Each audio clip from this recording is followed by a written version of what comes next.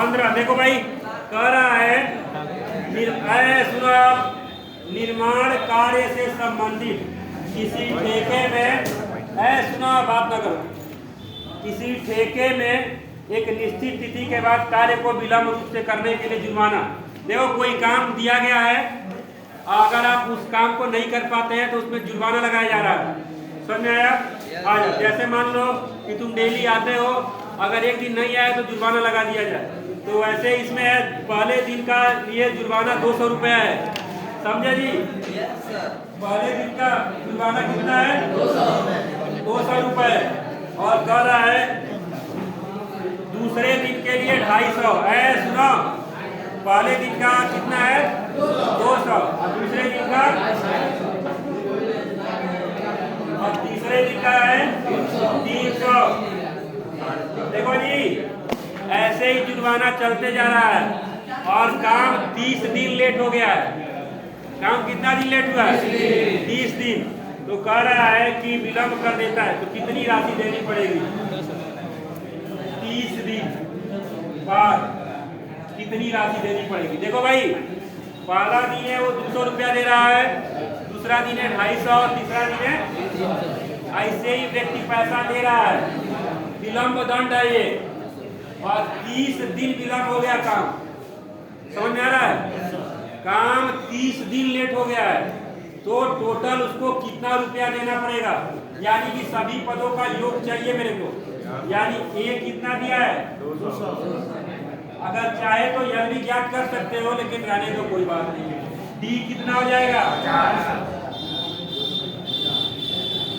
सही है। और 30 पदों का जोड़ चाहिए। पहले जोड़ के लिए क्या फॉर्मूला होता है?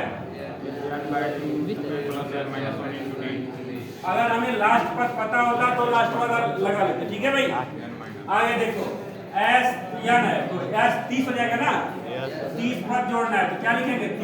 30 बटे 2 और 2a यानी कि 400 हो जाएगा।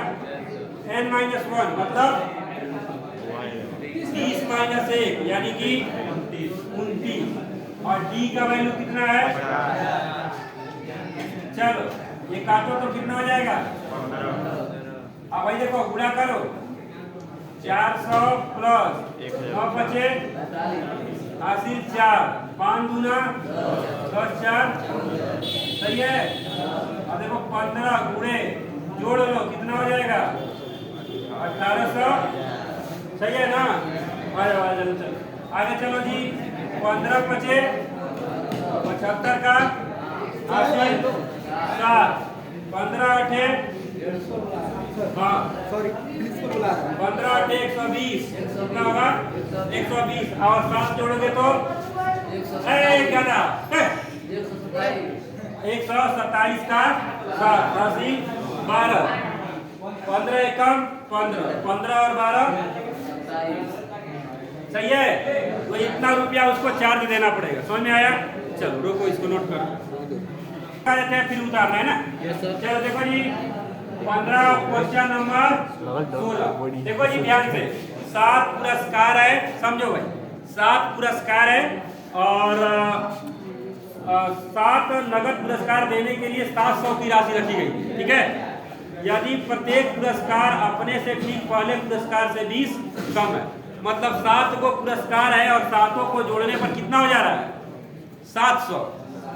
700 रुपया है और 7 को विजेता है, सब उनको पुरस्कार दे रहा है। ठीक है?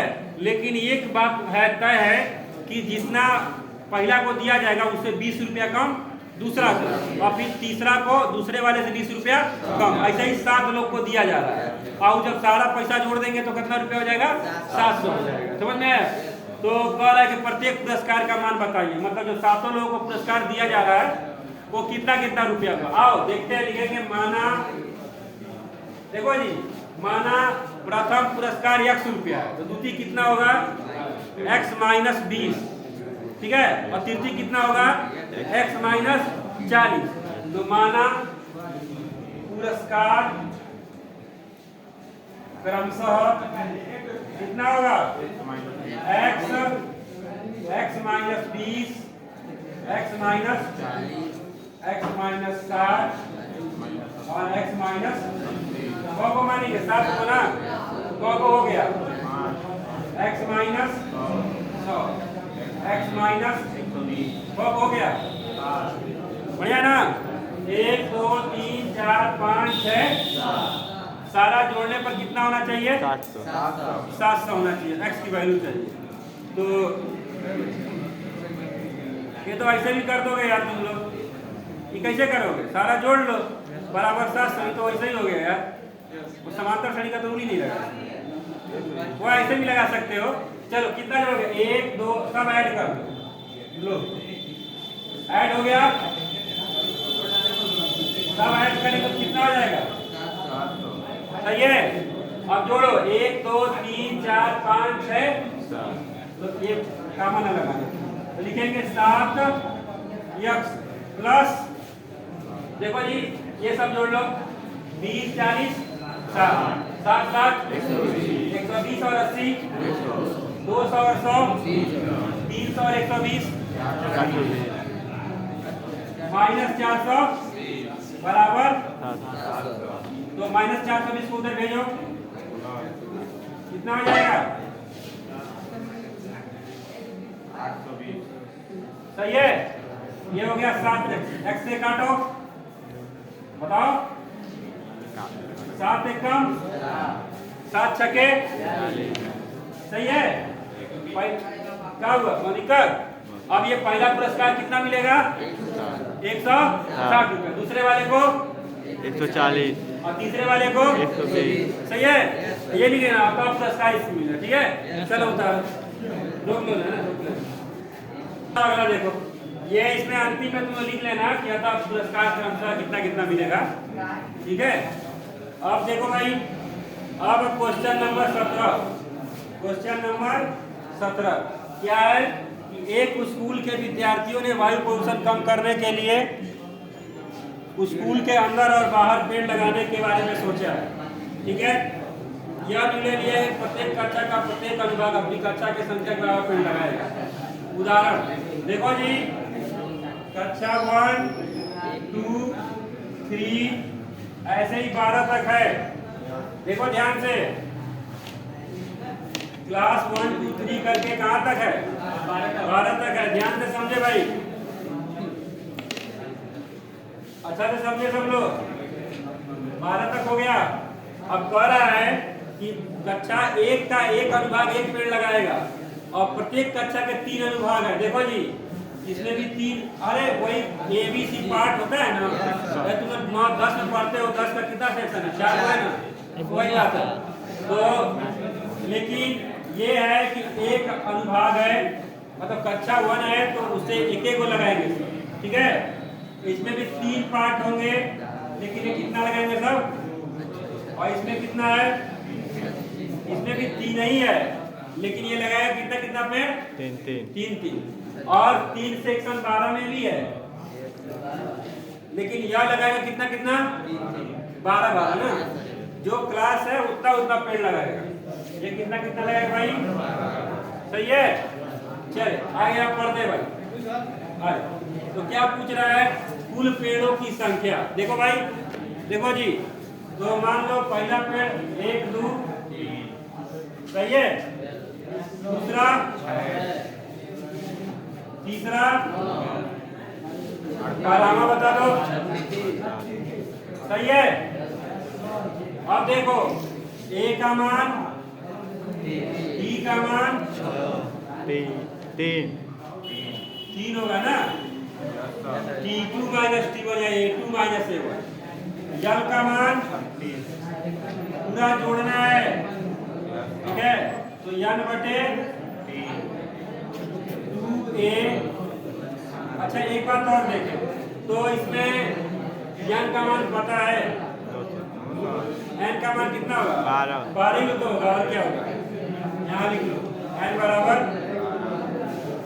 तो a प्लस n का मान 12 बटे a का मान 20, l का मान, तो 12 से काट दो, कितना हो जाएगा? 6 हो जाएगा ना। और ये कितना हो जाएगा? सही है ना। अब देखो 9 छक्के 54 का 80 37 का 18 18 5 सही है। ठीक है उठा लो। देखो जी क्वेश्चन नंबर 18 समझे भाई।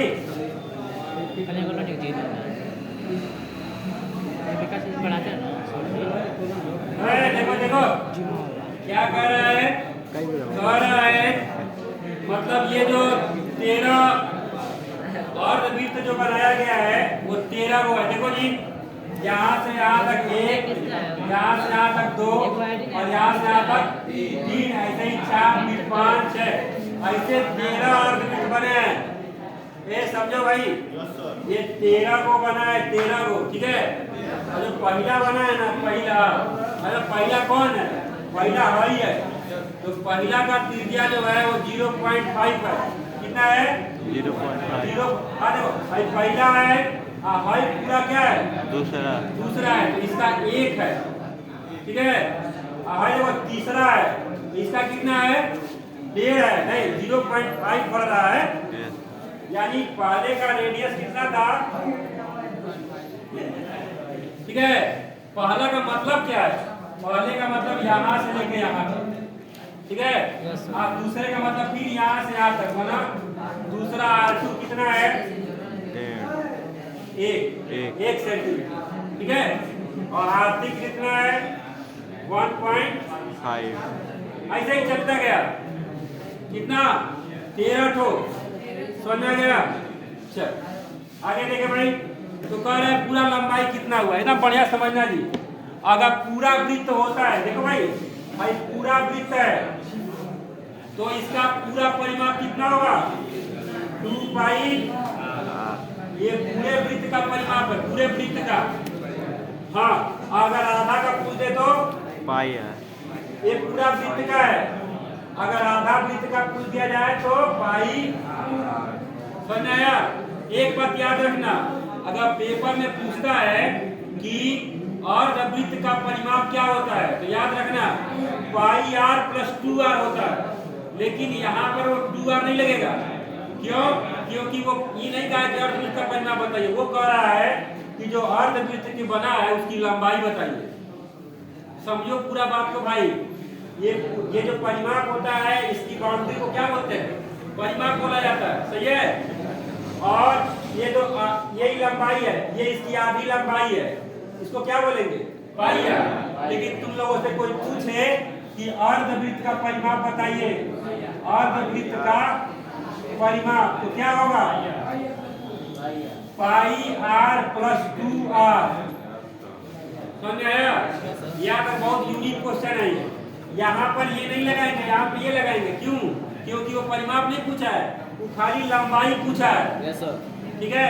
परिमाप का मतलब होता है सारा माप। तो अर्धवृत्त अगर बनाना है ना तो रियलिटी अर्धवृत्त इसे कहते हैं। समझ आ गया। इसको नहीं कहते अर्धवृत्त। अर्धवृत्त का चित्र बनाना है तो टोटली पूरा ये है, ये नहीं है। समझ आया। चलो तो उसी में ये आधा r और एक r तो 2r हो जाएगा कि नहीं, उसी में 2r हो जाता है। सही है। अब चलो चेक करते हैं।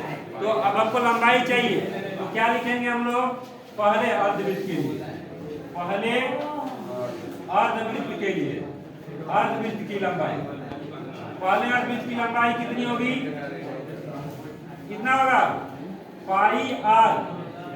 पाई r का मान पाई गुणे 0.5 और दूसरे के लिए क्या होगा पाई गुणे, ऐसे ही चलता रहेगा। तो मैं क्रम से लिखूं तो 0.55 सही है। और दूसरा 1 और तीसरा क्या होगा 1.5। उसके बाद ऐसे कितना हम लोग को करना है 13, मतलब 13, ऐसे ही 13 अर्धवृत्त है तो 13 नहीं ना होगा 6.5 होगा ना। बात समझ में आ रहा है बढ़िया से। तो यानी कि हम लिखेंगे 6.5। पहले अर्धवृत्त की लंबाई आया है समझ में, 6.5 का लिखा हूँ, ठीक है ना। क्योंकि जो है मान लो ये तीसरा हो रहा है 1.5 हो रहा है और चौथा हो रहा है तो 2 हो रहा है, तो वैसे ही 13 होगा, 13 का आधा, ठीक है। तो अब देखो भाई, तो हमें टोटल योग चाहिए। तो योग के लिए क्या फॉर्मूला होता है 13/2 2। तो क्या लिखेंगे 13/2 और ए का मान और प्लस यल का मान। अब ये जोड़ेंगे तो कितना होगा 7 पाई। कितना होगा पाई का मान दिया है कि नहीं दिया है? दिया है 22/। तो ये 7 से 7 कट जाएगा, 22 से कट जाएगा ना। 13 में 11 का गुणा करेंगे तो कितना हो जाएगा 143। कोई दिक्कत? चलो